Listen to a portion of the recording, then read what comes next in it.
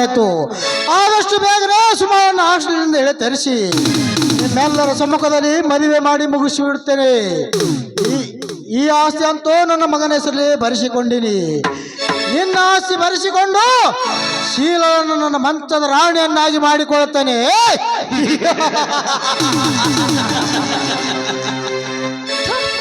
ಚಾಂಡಾಲ, ಇಲ್ಲಿವರೆಗೂ ನಿನ್ನ ಮಾತನ್ನ ಕೇಳಿ ಶಿವರಾಜನನ್ನ ಮನೆ ಬಿಟ್ಟು ಹೊರಗೆ ಹಾಕಿದೆ. ತಂದೆ ಸಮಾನನಾದ ನೀನು ಇಂದು ನನ್ನನ್ನ ಮಂಚದ ರಾಣಿಯಾಗೋ ಅಂತ ಹೇಳ್ತಾ ಇದೆಯಲ್ಲ, ನಾಚಿಕೆ ಆಗುದಿಲ್ವೇನೋ ಕಾಮುಕ? ಹುಣಸೆ ಮುಪ್ಪಾದ್ರೂ ಹುಳಿ ಮುಪ್ಪಾಗುದಿಲ್ಲ. ಒಂದೇ ಒಂದ್ಸರ್ತಿ ನೋಡಿಬಿಡು ನನ್ನ ರುಚಿ. ಇಲ್ಲ, ಈ ಪಾಪಿಯ ಮಾತು ಕೇಳಿ ಮನೆಯಲ್ಲಿ ಇಲ್ಲದ ನಂತರ ದಾಂತ ಮಾಡಿಯನೇ ರಾಕ್ಷಸಿ. ಆ ತಪ್ಪಿಗೆ ಈ ಶಿಕ್ಷೆ ಅನುಭವಿಸು.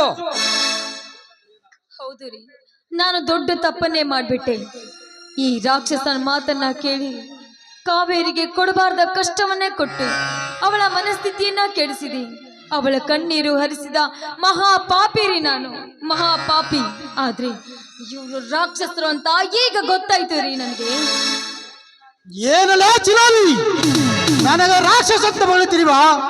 ನಿನ್ನ ಮೈ ಮೇಲಿರುವ ಈ ಬತ್ತಗಳನ್ನು ಬಿಚ್ಚಿ ಇಡೀ ನಿನ್ನ ದೇವನೇ ಬತ್ತಲೆ ಮಾಡಿ ನಿನ್ನ ಗಂಡನೆದುರಿಗೆ ನನ್ನ ಕಾಮದ ಶಿವನು ತೆಗೆದುಕೊಳ್ಳಬೇಕಾಗುತ್ತದೆ. ಇದು ನಾ ಕೊಡುತ್ತಿರುವ ಎಚ್ಚರಿಕೆ.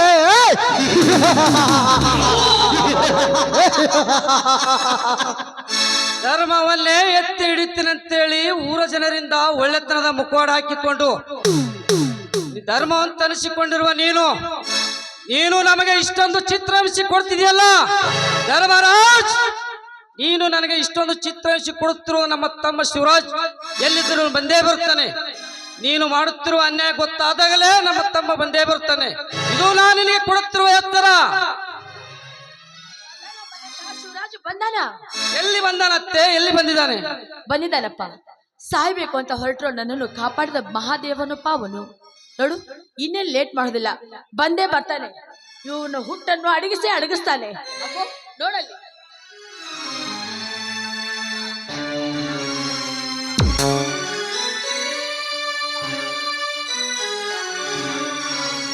ದೀಪ ಆರುವಾಗ ಹೆಚ್ಚು ಪ್ರಜ್ವಲಿಸುತ್ತಂತೆ. ಹಾಗೆ ಏ ಧರ್ಮರಾಜ, ನೀನು ಮಾಡಿರುವ ಇಷ್ಟು ದಿನ ಅಧರ್ಮದ ಕಾರ್ಯಕ್ಕೆ ನಾಂದಿ ಹಾಡಲು ನಿನ್ನ ಸಾವೇ ಸಮೀಪಿಸ್ತಾ ಇದೆ. ಅದಕ್ಕೆ ಈ ರೀತಿ ಸೊಕ್ಕಿನಿಂದ ಮಾತಾಡ್ತಾ ಇದ್ದೇನೋ ಪಾಪಿ? ನಿನ್ನ ಇಲ್ಲಿವರೆಗೂ ಒಳ್ಳೆಯವನಂತ ತಿಳ್ಕೊಂಡಿದ್ದೆ ಚಿಕ್ಕಪ್ಪ. ನಾನು ಒಳ್ಳೆತನದ ಮುಖವಾಡ ಹಾಕಿಕೊಂಡಿರುವ ಒಬ್ಬ ರಾಕ್ಷಸ ಅನ್ನೋದು ಇವತ್ತು ಗೊತ್ತಾಯ್ತು ನನಗೆ. ಆಹಾ, ನಾನು ರಾಕ್ಷಸನೇ, ಧರ್ಮವಂತ ಈ ಧರ್ಮರಾಜ. ಒಂದು ಮುಖ ಮಾತ್ರ ನಿಮಗೆ ಗೊತ್ತೈತಿ, ಇನ್ನೊಂದು ಮುಖ ನಿಮಗೆ ಗೊತ್ತಿಲ್ಲ ಅಂತ ಕಾಣಿಸ್ತೈತಿ. 2 ವರ್ಷಗಳ ಮುಂದೆ ಈ ಮುಖವಾಡ ಹಾಕಿಕೊಂಡು ಬಂದು ಆಚಳ ತಾಯಿ ರಕ್ತಳವನ್ನು ಶೀಲ ಹಾಳ ಮಾಡಿ ಹೊತ್ತಿಗೆಚ್ಚಿ ಸಾಶಿ ಅವತಾರ ಹೋದ ಅವತಾರ ಪುರುಷ ಬೇರೆ ಯಾರಲ್ಲ, ಇವನೇ ಈ ಧರ್ಮವಂತ ಧರ್ಮರಾಜ. ನಿನ್ನ ಮೊದಲಿನ ಹೆಂಡತಿ ಇವಳೇಪ ಈ ಪ್ರೇಮದ ಪುತ್ರಿ ಸಾವಿತ್ರಿ. ನಿನ್ನ ತಂದೆ ನೋವಿಸ ಕುಡಿಸಿ ಎಂಬ ಲೋಕಕ್ಕೆ ಕಳಿಸಿಕೊಟ್ಟ ಪುರುಷ ಬೇರೆ ಯಾರಲ್ಲ, ಇವನೇ ಈ ಧರ್ಮವಂತ ಧರ್ಮರಾಜ.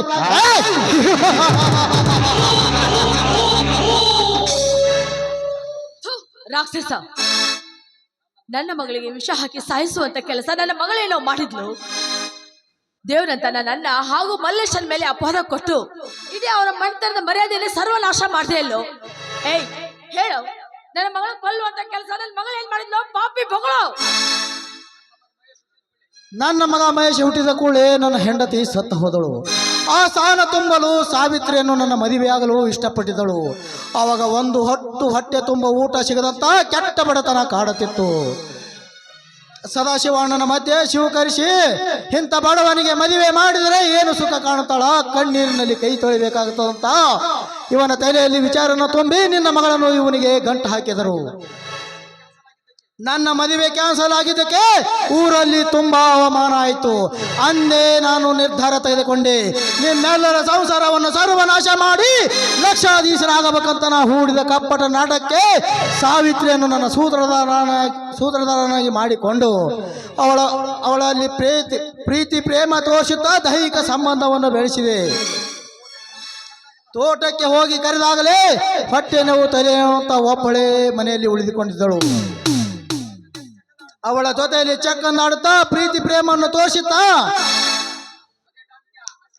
ಅದೇ ಟೈಮ್ ಆಶಳ ತಾಯಿ ರತ್ನಳನ್ನು ನಮ್ಮ ಇಬ್ಬರ ಸನ್ನಿವೇಶವನ್ನು ನೋಡಿ ಚಾಕರ್ಶಿವಗಳಿ ತೋಟಕ್ಕೆ ಹೊರಟಾಗ ಸದಾಶಿವ ಅಣ್ಣನಿಗೆ ಈ ವಿಷಯ ತಿಳಿಸಿ ನಿಮ್ಮಿಬ್ಬರ ಚರ್ಮವನ್ನು ಸುಲಿಸ್ತಂತೇಳಿ ನನಗೆ ತೋಟಕ್ಕೆ ಹೊರಟಾಗ ನನಗೆ ಯಾವುದೋ ಒಂದು ದಾರಿ ಕಾಣುತ್ತಾ ಮುಖೋಡ ಹಾಕಿಕೊಂಡು ಬಂದು ಅವಳವನ್ನು ಕುತ್ತಿಗೆ ಹಚ್ಚಿ ಸಾಸಿ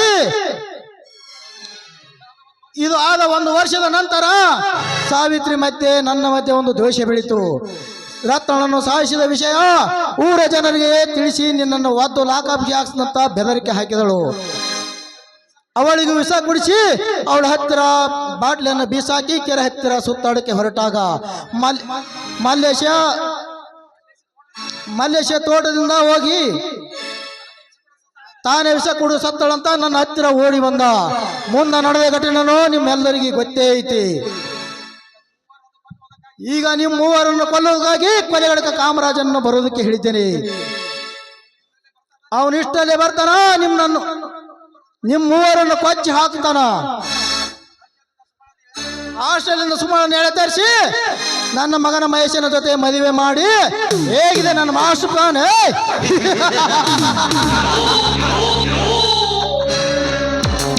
ಹುಚ್ಚು ನಾಯಿ ಅಂತ ಏಕೆ ಬಗುಳ್ತಾ ನಿಂತುಕೊಂಡಿರುವಲೇ ಧರ್ಮರಾಜ್?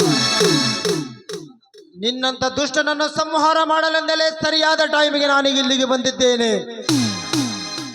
ನನ್ನ ಸವಾರ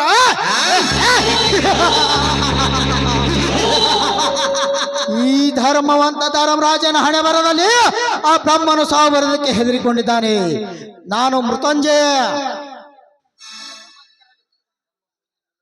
ನಮ್ಮ ಸಂಬಂಧಿಕರಲ್ಲಿ ಹುಟ್ಟಿಕೊಂಡ ನೀನೊಂದು ಕೆಟ್ಟ ಹುಳ.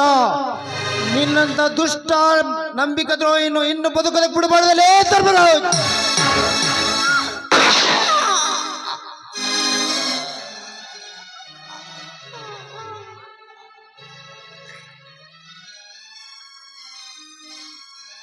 ಮತ್ತೆ ನನ್ನ ಪ್ರಾಣ ಉಳಿಸಲು ಹೋಗಿ ನೀನು ಬಲಿಯಾದೆ ಅಲ್ಲ.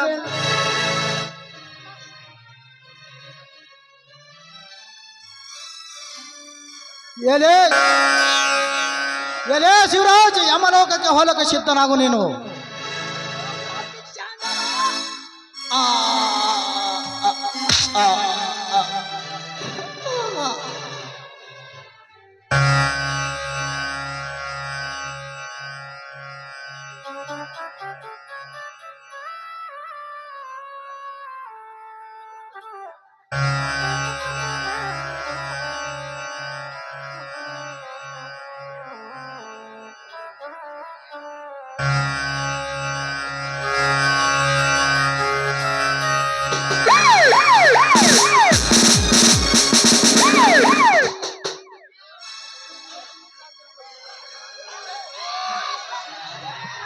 ಶಿವರಾಜ್, ದಯವಿಟ್ಟು ನನ್ನನ್ನು ಕ್ಷಮಿಸ್ಬಿಡಿ ಶಿವರಾಜ್. ಅಣ್ಣನ ಹೆಂಡತಿ ಅಂದ್ರೆ ತಾಯಿ ಸಮಾನ ಅಂತ ತಿಳಿದುಕೊಂಡಿದ್ಯಾ. ಆ ಸ್ಥಾನವನ್ನ ಉಳಿಸಿಕೊಳ್ಳದ ಹೇಳಿಯಪ್ಪ ನಾನು. ಆದ್ರೆ ನಾನು ಮಾಡಿದ ದೊಡ್ಡ ತಪ್ಪು. ನೀನು ಒಂದೇ ಒಂದು ಸಾರಿ ನನ್ನನ್ನ ಕ್ಷಮಿಸಿದ್ದೇನೆ ಅಂತ ಹೇಳಿದ್ರೆ ನನ್ನ ಮನಸ್ಸಿಗೆ ಸಮಾಧಾನ ಆಗುತ್ತೆ ಅಪ್ಪ, ಸಮಾಧಾನ ಆಗುತ್ತೆ. ಕ್ಷಮೆ ಅತ್ತಿಗೆ ಕ್ಷಮೆ ಎಂಬ ಪದದ ಅರ್ಥ ಆದರೂ ಗೊತ್ತಾ ಅತ್ತಿಗೆ ನಿನಗೆ? ಮದುವೆಯಾಗಿ 3 ದಿವಸದಲ್ಲಿ ಗಂಡನ ಕಿವಿಯಲ್ಲಿ ಇಲ್ಲ ಸಲ್ಲದ ಹಲವಾರು ಕೆಟ್ಟ ವಿಚಾರಗಳನ್ನು ತುಂಬುತ್ತಾ ಒಡ ಹುಟ್ಟಿದ ಅಣ್ಣ ತಮ್ಮಂದರನ್ನೇ ಬೇರೆ ಮಾಡಿ ತವರ ಮನೆ ಮೇಲೆ 100 ಆಸೆಗಳನ್ನು ಇಟ್ಟುಕೊಂಡಂತ ನನ್ನಕ್ಕನ ತವರಿನ ಹಂಬಲವನ್ನು ಕತ್ತರಿಸಿ ಹಾಕಿ ಅವಳ ಬಾಳನ್ನೇ ನುಂಗಿ ನೀರು ಕುಡಿದ ನಿನ್ನಂತ ಪಾಪಿಗೆ ಹೇಳಬೇಕು ಕ್ಷಮಿಸಿದ್ದೀನಿ ಅಂತ. ಶಿವರಾಜ, ತಿಳಿಯದೆ ನಾನು ದೊಡ್ಡ ತಪ್ಪು ಮಾಡಿಬಿಟ್ಟಿದ್ದೇನೆ ಅಪ್ಪ. ಕಾವೇರಿಗೆ ಸಿಕ್ಕಾಪಟ್ಟೆ ಬೈದು ಅವಳ ಮನಸ್ಥಿತಿಯನ್ನೇ ಹಾಳು ಮಾಡಿ ಅವಳ ಬಾಳಿಗೆ ಬೆಂಕಿ ಇಟ್ಟವಳು ನಾನಪ್ಪ. ಅವಳ ಸಾವಿಗೆ ಕಾರಣ ಆದವಳು ನಾನೇ. ನನ್ನನ್ನ ಕೊಂದು ಹಾಕಿಬಿಡಿ. ಹೆತ್ತ ತಂದೆ ತಾಯಿಯ ಕೀರ್ತಿ ತರಬೇಕು ಅಂತ ಅದೆಷ್ಟು ಆಶೆಗಳನ್ನು ಮನಸ್ಸಿನಲ್ಲಿಟ್ಟುಕೊಂಡು ಗಂಜಿ ಕುಡಿದರೂ ಗಂಡನ ಮನಲೇಸೆಂದು ತಿಳಿದುಕೊಂಡು ಒಳ್ಳೆಯ ಗೃಹಿಣಿಯಾಗಿ ಬಾಳಬೇಕೆಂದುಕೊಂಡಿದ್ದ ನನ್ನ ಅಕ್ಕನಿಗೆ ಹೆಜ್ಜೆ ಹೆಜ್ಜೆಗೂ ಮಾನಸಿಕವಾಗಿ ಚಿತ್ರಹಿಂಸೆ ಕೊಡುತ್ತಾ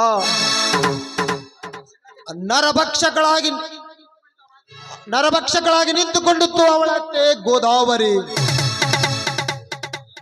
ಊರಲ್ಲಿ ಮರ್ಯಾದಸ್ಥರಾಗಿ ಬಾಳಿ ಬದುಕಿದ ಈ ಮನೆಗೆ ಸೊಸೆಯಾಗಿ ಬರುವವಳು ಒಳ್ಳೆ ರೀತಿಯಿಂದ ಈ ಮನೆತನದ ಮರ್ಯಾದೆಯನ್ನು ಕಾಪಾಡಿಕೊಂಡು ಹೋಗುತ್ತಾಳೆ ಎಂದು ನೂರಾರು ಕನಸಿನ ಗೋಪುರವನ್ನೇ ಕಟ್ಟಿಕೊಂಡಂತ ನಮ್ಮ ಮನೆಗೆ ಸೊಸೆಯಾಗಿ ಬಂದವು ಇಂಥ ಮಾನಗಿಡಿ ದುಷ್ಟ ಸೊಸೆಯಂದಿರು.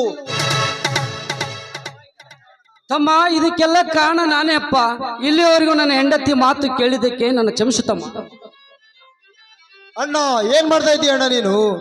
ಹಿರಿ ಹೆಣ್ಣನೆಂದರೆ ದೇವರ ಸಮಾನವಂತೆ. ಬೇಡಣ್ಣ ಬೇಡ, ಕೊನೆಗಾದರೂ ನಿನ್ನ ತಪ್ಪಿನ ಅರಿವಾಯಿತಲ್ಲ, ನನಗಷ್ಟೇ ಸಮಾಧಾನ. ನೀನೆಷ್ಟೇ ಬೈದ್ರೇನೋ ನೀನೇನೆಂದ್ರೇನೋ ನನಗೆ ಕೋಪ ಬರ್ತಿರ್ಲಿಲ್ಲ ಅಣ್ಣ. ಆದರೆ ಎಲ್ಲಿಂದಲೇ ಬಂದ ಈ ಹೆಣ್ಣು ಹೇಗಾದರೂ ಮಾಡಿ ನನ್ನನ್ನು ಮನೆಯಿಂದ ಹೊರಗಾಗಬೇಕೆಂದುಕೊಂಡು ಅಂದು ತೋಟದಲ್ಲಿ ನಿನ್ನ ಕಿವಿ ಚುಚ್ಚುತ್ತಿದ್ದ ಘಟನೆ ನನ್ನ ಮನಸ್ಸಿನ ಮೇಲೆ ಬೆಂಕಿಯಿಂದ ಬರೆಯದಂತಾಯಿತು ಅಣ್ಣ, ಬೆಂಕಿಯಿಂದ ಬರೆಯದಂತಾಯಿತು. ತಾನೊಂದು ಹೆಣ್ಣು ಅನ್ನೋದನ್ನು ಮರೆತು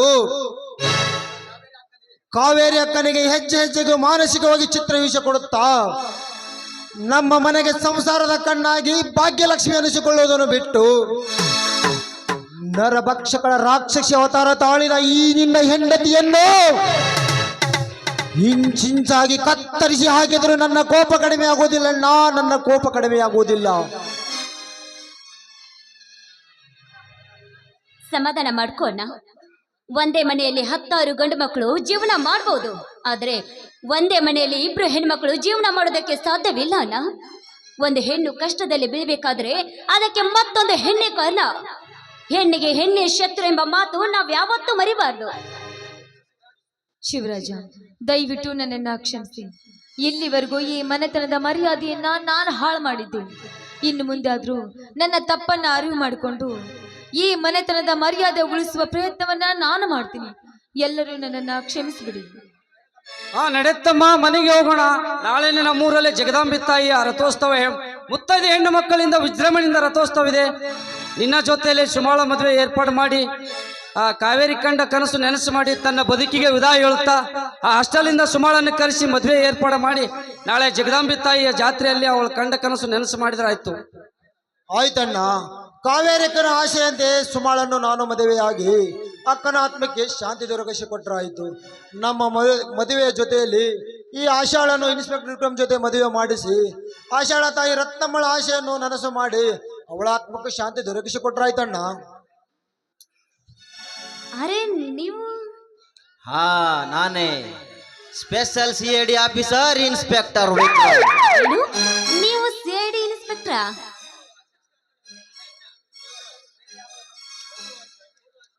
ಹೌದು ಆಶಾ, ಇವರು ಬೇರೆ ಯಾರು ಅಲ್ಲ, ನಿನ್ನ ತಾಯಿಯ ಒಡ ಹುಟ್ಟಿದ ತಮ್ಮ, ಅಂದರೆ ನಿನ್ನ ಸೋದರ ಮಾವ. ಚಿಕ್ಕ ವಯಸ್ಸಿನಲ್ಲಿ ಯಾವುದೋ ಒಂದು ವಿಷಯಕ್ಕೆ ಜಗಳ ಮಾಡಿಕೊಂಡು ಮನೆ ಬಿಟ್ಟು ಹೊರಟು ಹೋಗಿದ್ದ. ಊರಲ್ಲಿ ಎಲ್ಲರೂ ಇವನನ್ನು ಸತ್ತು ಹೋಗಿದ್ದಾನೆಂದು ತಿಳಿದುಕೊಂಡಿದ್ದರು. ಆದರೆ ಇವನು ಬೆಂಗಳೂರಿನಲ್ಲಿ ಹೋಟೆಲ್ ಒಂದರಲ್ಲಿ ಕೆಲಸ ಮಾಡುತ್ತಾ ಡಿಗ್ರಿ ಕಂಪ್ಲೀಟ್ ಮಾಡಿಕೊಂಡಿದ್ದ. ಮುಂದೆ ಬರುವ KS ಎಕ್ಸಾಮಿನ್ ಪಾಸ್ ಮಾಡಿಕೊಂಡು ಈ ಇನ್ಸ್ಪೆಕ್ಟರ್ ಹುದ್ದೆಯನ್ನು ಪಡೆದುಕೊಂಡಿದ್ದಾನಮ್ಮ, ಇನ್ಸ್ಪೆಕ್ಟರ್ ಹುದ್ದೆ ಪಡೆದುಕೊಂಡಿದ್ದಾನೆ.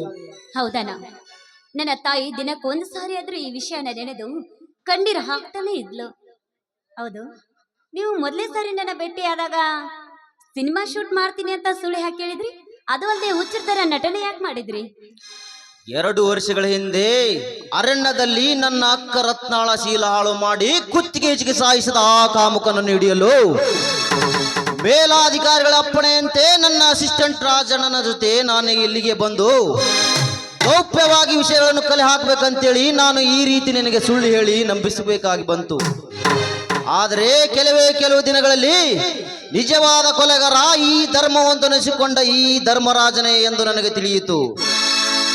ಆದರೆ ಇವನನ್ನು ರೆಡ್ ಹ್ಯಾಂಡ್ ಆಗಿ ಹಿಡಿಬೇಕಂತೇಳಿ ನಾನೊಬ್ಬ ನಿರುದ್ಯೋಗಿ ಪದವೀಧರ ಅನ್ನುವ ವಿಷಯ ಇವನ ಹತ್ರ ತೋರ್ಪಡಿಸುತ್ತಾ ಇವನ ಹತ್ತಿರ ಪರ್ಸನಲ್ ಸೆಕ್ರೆಟರಿ ಆಗಿ ಕೆಲಸಕ್ಕೆ ಸೇರ್ಕೊಂಡು ಕೇಸ್ಗೆ ಸಂಬಂಧಪಟ್ಟ ಇನ್ನಷ್ಟು ವಿಷಯಗಳನ್ನು ಕಲೆ ಹಾಕಿದೆ. ಈ ಪಾಪಿನ ರತ್ನಮ್ಮಳ ಸಾವಿಗೆ ಕಾರಣ ಅಂತ ನಿಮ್ಗೇನು ಸಂಶಯ ಬಂದಾಗ್ಲೇ ಅವನ ಅರೆಸ್ಟ್ ಮಾಡಿ ನಮ್ಮ ಕಾವೇರಿ ತಗೊಂಡು ಹೋಗಿದ್ರೆ ಇನ್ನೂ ಬದುಕಿ ಉಳಿತಾ ಇದ್ಲು ಸಾಹೇಬ್ರೆ, ಇನ್ನೂ ಬದುಕಿ ಉಳಿತಾ ಇದ್ಲು. ಅರೆಸ್ಟ್ ಮಾಡ್ಬೇಕನ್ನಷ್ಟರಲ್ಲಿ ಈ ಪಾಪಿ ಧರ್ಮರಾಜನ ಮಗ ಮಹೇಶ ಅವನ ಕಾಲೇಜಿನಲ್ಲಿ ಲತಾ ಅನ್ನೋ ಹುಡುಗನ ಪ್ರೀತಿಸಿ ಅವಳನ್ನು ಮದುವೆ ಆಗ್ತೀನಿ ಅಂತೇಳಿ ಗರ್ಭಿಣಿ ಮಾಡಿ ಕುತ್ತಿಗೆಚ್ಚಿಗೆ ಸಾಯಿಸಿದ ಕೇಸನ್ನು ಮೇಲೆತ್ತಿಕೊಳ್ಳಲು ಮೇಲಾಧಿಕಾರಿಗಳ ಅಪ್ಪಣೆಯಂತೆ ನಾನು ಅರ್ಜೆಂಟ್ ಆಗಿ ಅಲ್ಲಿ ಹೋಗ್ಬೇಕಾಗಿ ಬಂತು. ಆ ಪಾಪಿ ಮಹೇಶನನ್ನು ಒದ್ದು ಜೈಲಿಗೆ ಹಾಕಿ ಬರೋಷ್ಟರಲ್ಲಿ ಈ ದುಷ್ಟನಿಂದ ಇನ್ನಷ್ಟು ಅನಿಷ್ಟ ಕಾರ್ಯಗಳು ನಡೆದು ಹೋದವು. ನೀವು ಧರ್ಮರಾಜಪ್ಪನ ಜೊತೆ ಕೆಲಸಕ್ಕೆ ಸೇರ್ಕೊಂಡಿನಿ ಅಂದಾಗ್ಲೇ ನಾನು ಪೂರ್ತಿ ವಿಷಯ ತಿಳ್ಕೊಳ್ದೆ ತಪ್ಪು ಮಾಡ್ಬಿಟ್ಟೆ. ನಿಮ್ಮಗೋಸ್ಕರ ಅಂತ ತಿಳ್ಕೊಂಡು ಕ್ಷಮಿಸಿ. ಸೋಕೆ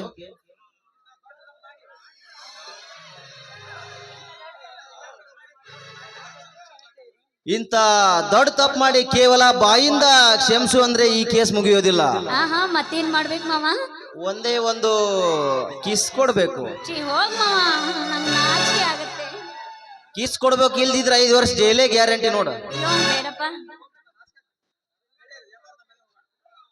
ನಡೆಯಿರಿ, ಎಲ್ಲರೂ ನಮ್ಮ ಮನೆಗೆ ಹೋಗೋಣ. ನಾಳೆ ಜಗದಾಂಬೆ ತಾಯಿಯ ದೇವಸ್ಥಾನದಲ್ಲಿ ಮದುವೆ ಏರ್ಪಾಡು ಮಾಡಿ ಸುಮಾಳನಿಗೆ ಶಿವರಾಜನಿಗೆ ಕೊಟ್ಟರಾಯ್ತು, ಆಶಾಳನಿಗೆ ನಮ್ಮ ವಿಕ್ರಮ್ ಸರಿಗೆ ಕೊಟ್ಟು ಕಾವೇರಿ ಮತ್ತು ರತ್ನಮಾಳ ಅವ್ರ ಆತ್ಮಕ್ಕೆ ಶಾಂತಿ ದೊರಕಿಸಿಕೊಟ್ರಾಯ್ತು. ಆಯ್ತು, ನಿಮ್ಮ ಆಸೆಯಂತೆ ಎಲ್ಲವೂ ಶುಭವಾಗಿ ನೆರವೇರಲಿ. ಏನ್ರಿ ಸರ್, ನಾನು ಪುಟ್ಟನೇ ನೀವು ಇಬ್ಬರೇ ಮದುವೆ ವಿಚಾರ ಮಾತಾಡಕತ್ತ ಬಿಟ್ರಿಯಲ್ಲ, ಇದು ನ್ಯಾಯ ಯಾವಾದ್ರಿ ಸರ್? ನಿಮ್ಮದು ನ್ಯಾಯನೇ ಅಲ್ಲಿದು. ಯಾಕೆ ಚಿಂತೆ ಮಾಡ್ತಿ? ನೀನು ಒಂದು ಹುಡುಗಿನ ಜಮಾಸ್ಕೊಂಡ್ಬಿಡು, ನಮ್ಮ ಜೊತೆ ನಿಂದು ಮದುವೆ ಮಾಡಿ ಮುಗಿಸಿದ್ರಾತ. ಹಾ, ಈಗಾಗಲೇ 3 ತಿಂಗಳ ಗರ್ಭಿಣಿ ಆದ ಹುಡುಗಿನ ಜಮಾಸ್ಕೊಂಡು ಇಟ್ಕೊಂಡು ಕೂತು ಬಿಟ್ಟೇನ್ರಿ ಸರ್. ಹಾ, ಏನಂದಿ? ಈಗಾಗಲೇ 6 ತಿಂಗಳ ಗರ್ಭಿಣಿ ಹುಡುಗಿನ ನೀ ಮದುವೆ ಆಗ್ತೀಯ? ಸರ್, ಆ ಹುಡುಗಿ ಗರ್ಭಿಣಿ ಆಗ್ಬೇಕಾದ್ರ ನಾನೇ ಕಾರಣ ರೀ, ಅದಕ್ಕೆ ನಾನೇ ಕಾರಣ ಸರ. ಅವ್ರೇನು ಬೇರೆ ಯಾರು ಅಲ್ಲ, ಕಾಸ ನಮ್ಮ ಅಕ್ಕನ ಮಗಳ ಮಾಲಿ ರೀ, ಮಾಲಿ ಸರ. ನಿಮ್ ಜೊತೆಯಲ್ಲಿ ಏನು ಇಲ್ಲಿ ಬಂದಿದ್ನಲ್ಲ, ಇಲ್ಲಿ ಬಂದಾಗಲೇ ನಿಮ್ ಕಣ್ಣು ತಪ್ಪಿಸಿ ಪ್ರೀತಿ ಮಾಡಿ 6 ತಿಂಗಳು ಗರ್ಭಿಣಿ ಮಾಡಿಬಿಟ್ಟೇನ್ರಿ ಸರ. ನನಗೆ ಕ್ಷಮಿಸಿಬಿಡ್ರಿ ನೀವು. ಲೋ ಪುಣ್ಯಾತ್ಮ, ನೀ ನನ್ನ ಕಣ್ಣಿಸ ತಪ್ಪಿಸಿ ಪ್ರೀತಿ ಮಾಡಿದ್ದೇನೋ ಕ್ಷಮಿಸ್ಬೋದು, ಆದ್ರ ಮದುವೆಗೆ ಮುಂಚೆ ಇದು ಮಾಡಿಯಲ್ಲ ಪುಣ್ಯಾತ್ಮ, ಅದನ್ನ ಮಾತ್ರ ಕ್ಷಮಿಸಕ್ ಆಗುದಿಲ್ಲ ನೋಡು ಸರ. ಈಗಿನ ಕಾಲದಾಗ ಯಾವ ಹುಡುಗಿಯರ್ನು ನಂಬಾರ್ದ್ರಿ, ಇವರು ಮೋಸ ಮಾಡಿ ಹೋತಾರಂತ ಹೇಳ್ರಿ. ನಾನು ಮದುವೆ ಆಗೋಕ್ಕಿಂತ ಮುಂಚೆನೆ ಸಿಕ್ಕ ಹೊಡೆದನ್ರಿ, ಸಿಕ್ಕ.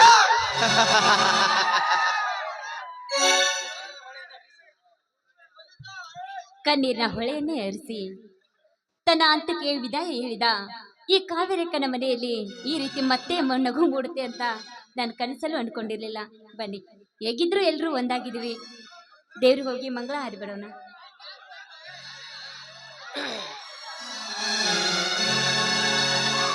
ಕಾಲ ಮತ್ತೊಮ್ಮೆ ನಮಗಾಗಿ ಬಂತು, ನಮಗೆ ಜೀವ ಒಂದಾಗಲೆಂದು.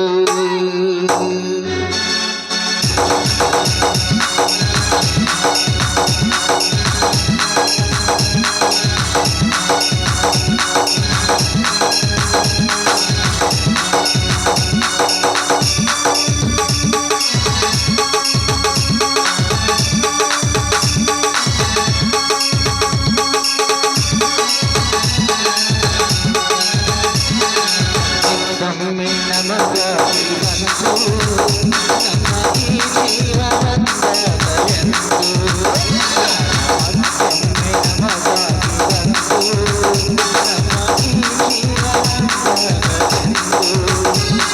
ಅಸಹನವೋ ಶೋಧನೆಯೋ ನಮ್ಮ ಬದುಕಲ್ಲಿ ಬಿಸಿಯಾಗಿದೆ.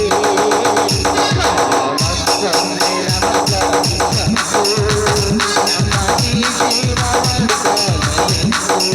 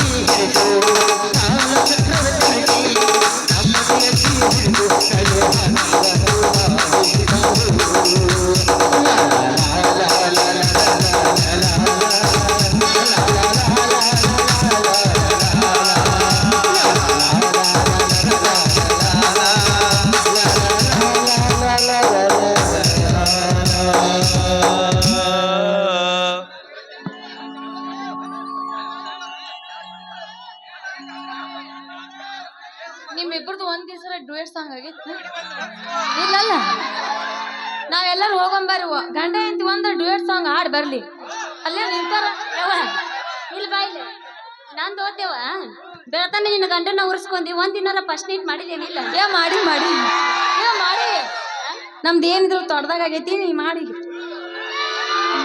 ಯವ್ವ ನಮಗ್ ತೋಟ ಎಲ್ಲ ಗಾವಾಗಲ್ಲ ಏನಿದ್ರೆ ಶಟ್ ನಮಗ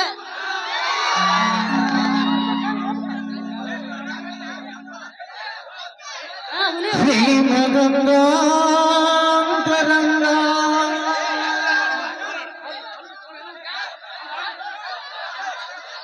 ಅಡಿ ಜನಪದ